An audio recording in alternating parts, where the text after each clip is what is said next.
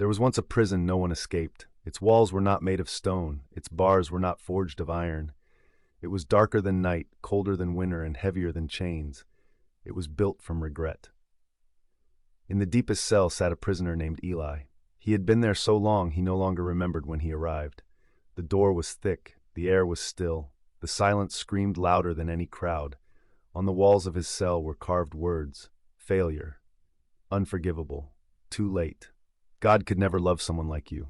And Eli believed every word. Each day he replayed his past, the betrayal, the anger, the moment he chose pride over love.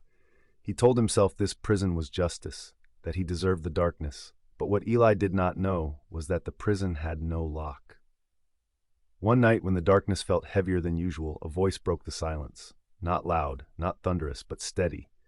"Why do you stay?" Eli trembled. "Because I belong here." The voice replied, "Look at your hands." Confused, Eli lifted his trembling hands, and there it was, a key. Cold metal resting in his palm. He had been holding it the entire time. The voice spoke again. "You were forgiven before you built these walls." Eli shook his head. "No, I failed." The voice answered, Romans 8:1, "There is therefore now no condemnation for those who are in Christ Jesus." The words echoed through the cell. No condemnation. Eli had condemned himself, but heaven had not. You see, the enemy of your soul will gladly let you sit in a prison that Christ already unlocked. On a hill called Golgotha, outside the city of Jerusalem, another prisoner hung between criminals. His name was Jesus Christ, and unlike Eli, he was innocent.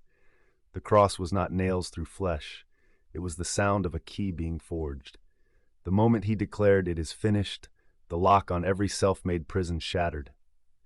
But here is the tragedy. Many believers sit in unlocked cells. They pray for freedom while gripping the key. They ask God to open doors he already opened. They live condemned when Christ said, "Forgiven." Eli stared at the door. His heart pounded. "What if it's not true?" he whispered. The voice answered, "What if it is?"